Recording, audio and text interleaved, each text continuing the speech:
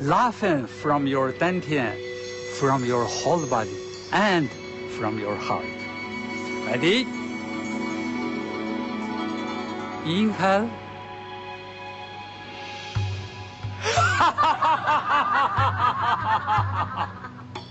Inhale.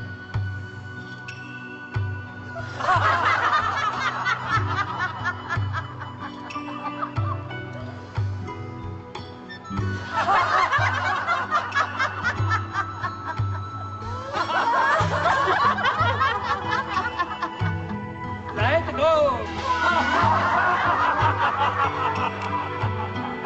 No.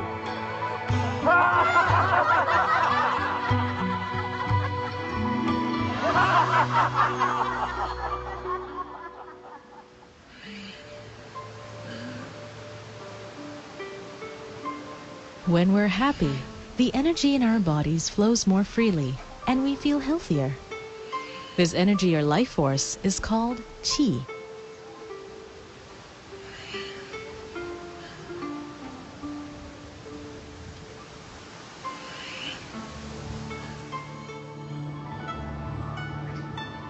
In China, where the tradition developed, cultivating Qi is the basis of the movement arts known as Qigong. Gong means work or practice.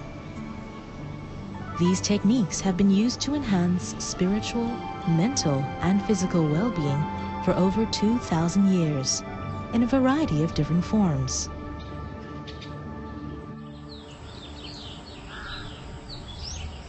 In the 1980s, Master Li Junfeng developed a new kind of Qigong used especially for healing, Shengzhen Wuji Yuan Gong.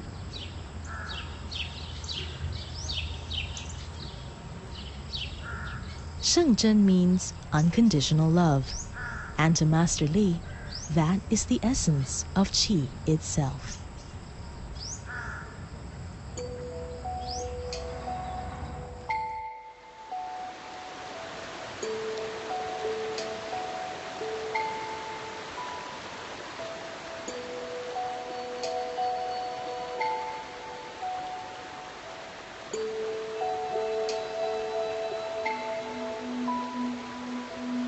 Growing up in Beijing, Master Li studied physical education. He majored in martial arts, called Wushu in Chinese, and based on the principles of Qigong. 我是1965年毕业于北京体育大学武术系，之后呢就成为北京市瀚海体校的武术教练，后来成立了北京武术队，我就一直做北京武术队的教练，后来做到总教练，也多次做中国国家队的教练，所以在比赛当中取得了很多金牌，近100枚金牌。后来呢，是因为又有一个这个特殊的机会，又成为电影演员，拍过5部电影，其中4部片子我作为男主角。后来从武术教练改变成气功老师。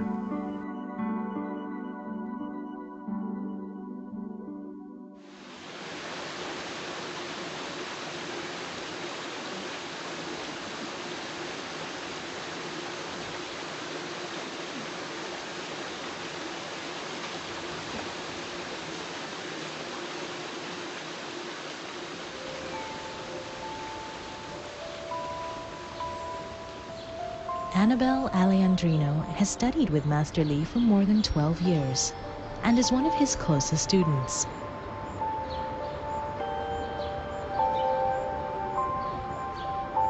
She lives in Manila, where she plays a vital part in running the International Shengzhen Society and is herself a teacher of Qigong.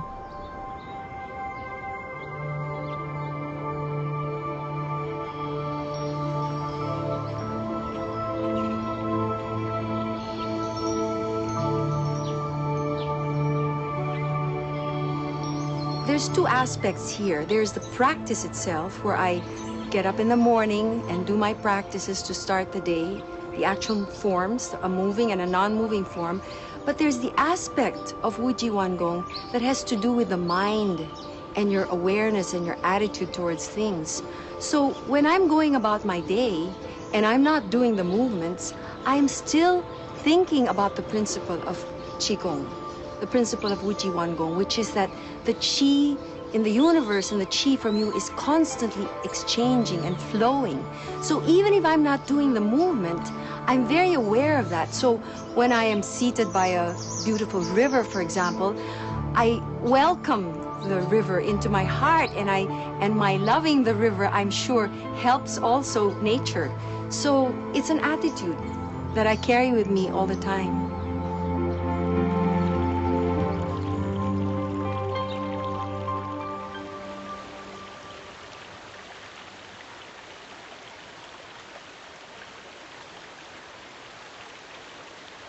首先说，我在练习武术和教武术的过程当中，我不光是喜欢武术的外功，同样喜欢武术的内功。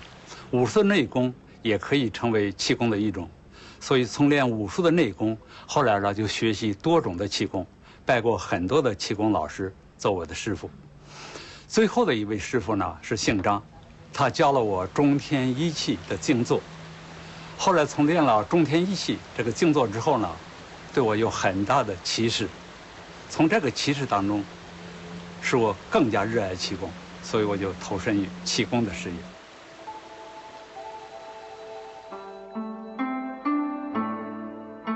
圣真无极元功，它通过它的动作可以激发人的真气运行，因为这个动作是非常协调，又非常柔和，可以激发你身体真气的运行。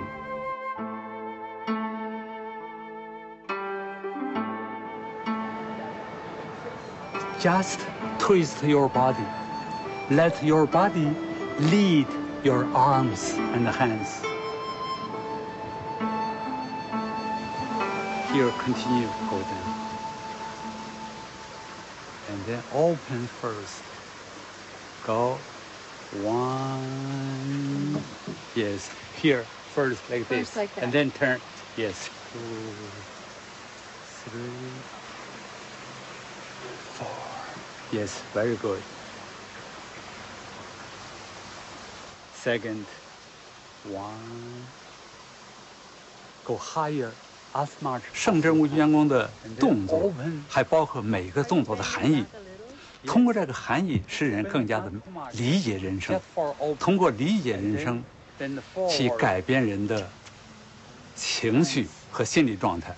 这样的话，可以让人的压力、紧张、忧虑可以减少很多，所以改变人的人生，成为一个高兴的人生、自然的人生。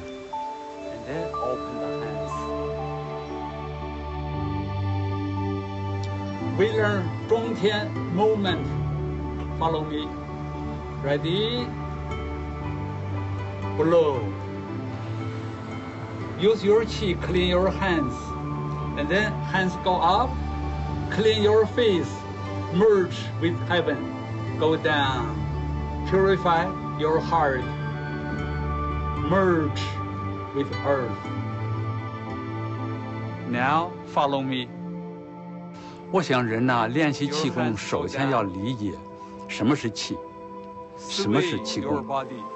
常是这样讲：气为生命之源，为生命之本。有气万物生，无气万物亡，或者说有气万物存，无气万物灭。Become even smaller.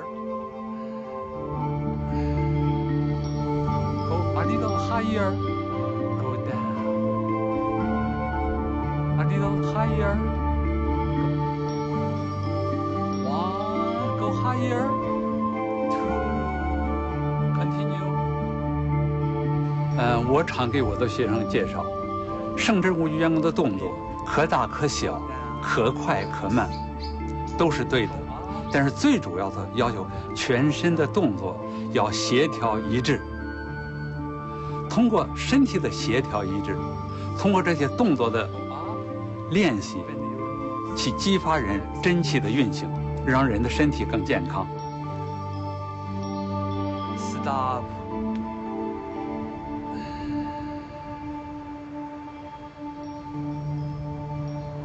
In the end, do 中天 movement again. Ready? Blow.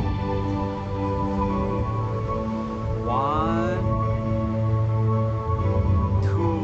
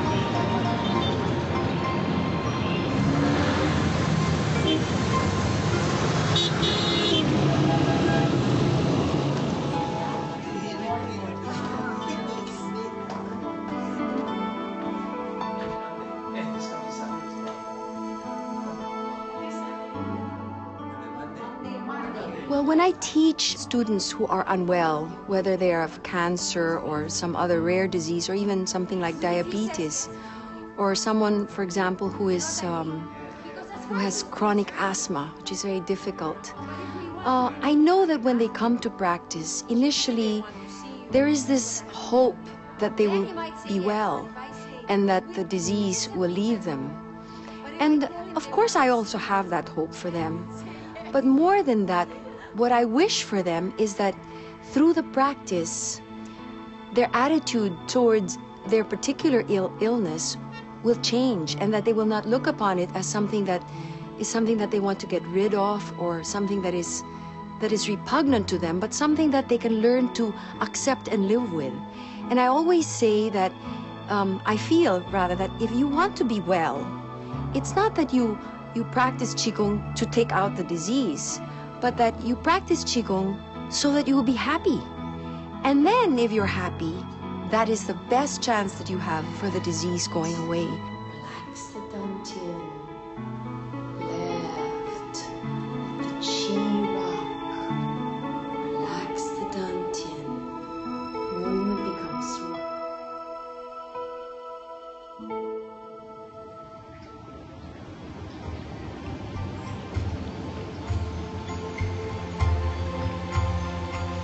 Where you're watching the chi move, when you're watching your breath, and you're paying attention to your movements, or you're focusing on a thought or a philosophy.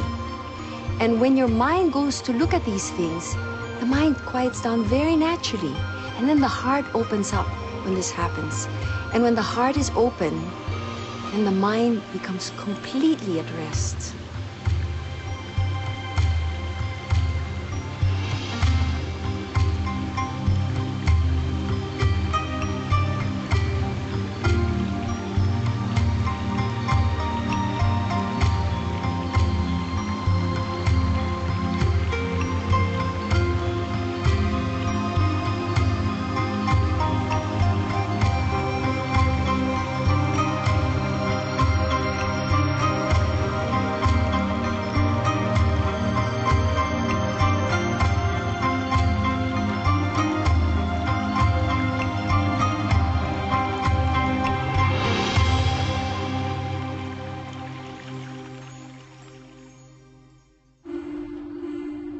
This is yoga.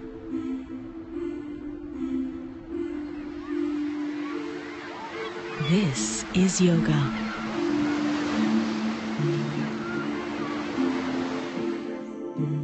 This is yoga.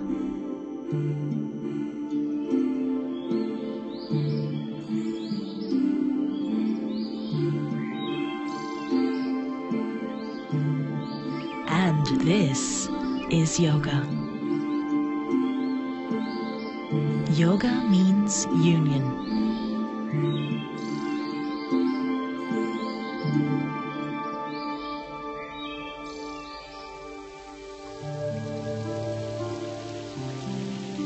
The practice of Hatha Yoga is much more than the mastery of difficult physical postures. Yoga means union, and Hatha is rigorous discipline. Hatha Yoga presents a complete path toward realizing our true nature, a nature which the great yogis describe as part of a boundless whole, what they call the divine.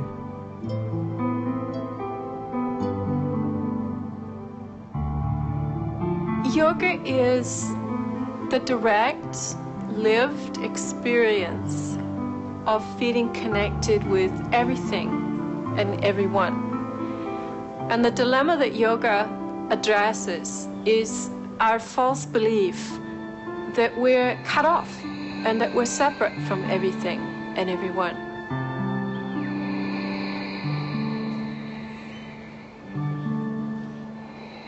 Donna Fari has over 20 years' experience introducing people to yoga and training teachers. She lives in New Zealand and is known internationally for the clarity and authenticity of her holistic approach to teaching yoga. As you stand, bring your feet hips width apart. The traditional path of yoga has 8 limbs called Ashtanga, and that provides a framework for an individual to practice. The yoga postures and movements that everyone's familiar with, which are called asanas, make up only one of those 8 limbs. There's much more: breathing practices, practices of returning to silence, concentration and awareness practices, and especially the yamas and niyamas, the 10 precepts of wisdom and ethical conduct that are the foundation of all of yoga. Any part of the body that feels stiff or uncomfortable, you'll want to give that. The Yoga Sutras are credited to Patanjali, a great Indian sage who is believed to have lived around 300 AD. These 196 verses set forth the whole 8-limbed path of yoga, and nearly 3,000 years later, remain as the heart of the practice. Yoga, in a sense, is a very unique practice as spiritual practices go, because there's such an emphasis on awareness of the body. And I believe that that emphasis is because this is where consciousness resides. This is where the mind thinks. This is where we feel. This is where we sense. So until we arrive in the body, as it were, until we take up residence here, then we're not going to be aware of what we're thinking, what we're feeling, what we're experiencing. And we're out to sea. As long as we're not aware of what's happening in here, then we're kind of drifting. Arriving in the body is the beginning. It's the beginning of the practice. We begin with the somatic practices because we have to anchor awareness. But the yogic path takes us through all kinds of levels of practice and experience. But just because I become aware of my body doesn't mean that I become enlightened or that I'm free. If that were the case, then we'd have many, many enlightened yogis on the planet at the moment.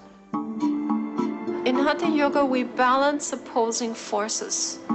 We balance male, female. We balance heating, cooling. We balance our gunas, which are the states, so that we can come to a place of equanimity. And we do this in the body.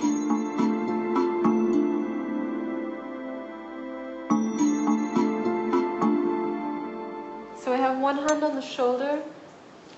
You have your leg against the head, just very lightly, and the other hand on the belly.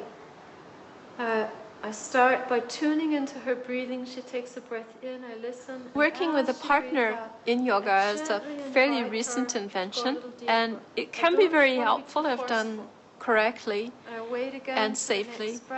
When we work with a partner, we tend to bring a level of attention to the other person, and it's a quality of attention that we rarely give ourselves.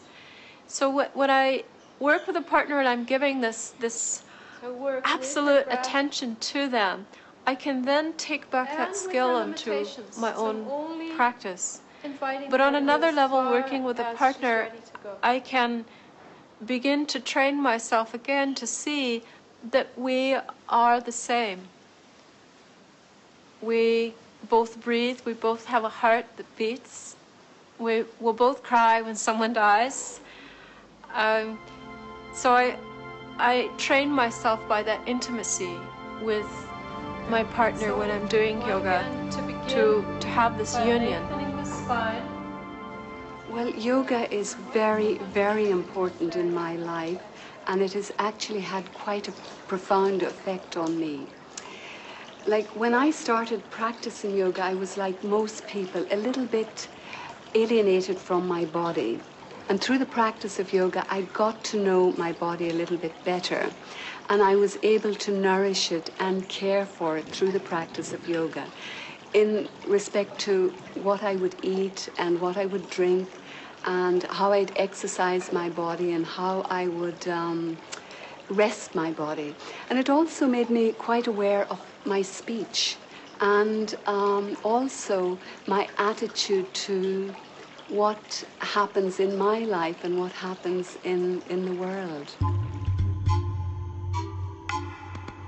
Ayurveda is a traditional and natural healing system of India, with roots going back a few thousand years. It is in fact the sister science of yoga. The ancient seers, or wise men of India, formulated Ayurveda to cure man of his physical ailments and yoga to tend to his spiritual needs. Now on my right we have the ginger, and on the left is the blue ginger, or the galanga, or langquat as it is known here. And if you step over here, we'll have a look at the ginger. Ill health in Ayurveda is seen as crimes we commit against the natural intelligence of the body. Because we have free will, we often eat the wrong foods, we overeat or we overwork, and we generally overstress our systems. This causes us to stray from our natural state of being. We use to rub it on the skin and to treat the scabs and the pockmarks. In fact, every Indian housewife will be aware of the curative and healing properties of the herbs and spices and plants that she uses in her cooking, in her kitchen every day.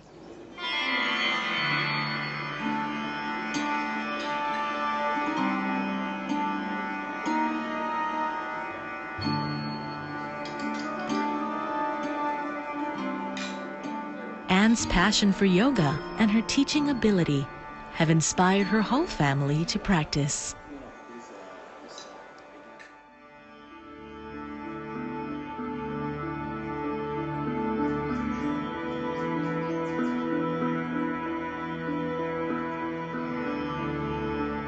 I like to start off the day very, very early in the morning with yoga, and I get great satisfaction out of it. Let me put it the other way. If I don't do yoga a day, then I feel very out of sorts for the day. So I really feel that, yoga is just part of daily thing. My daily routine, I just have to start off with yoga.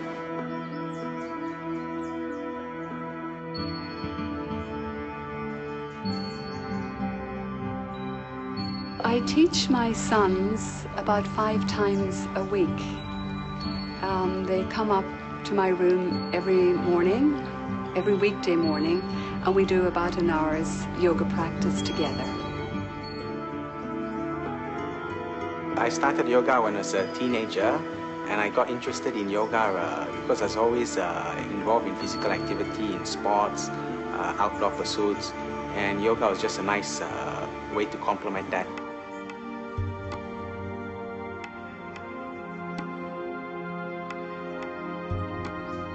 I teach, it's called Vinyasa. It's like a little bit more of a dynamic style of yoga, blends the postures in a continuous and systematic flow.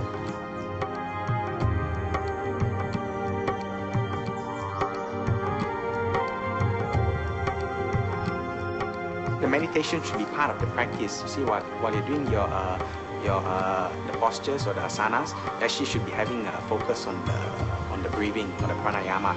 So when your mind is concentrating on the breathing plus your postures, that'll make it like a meditative flow.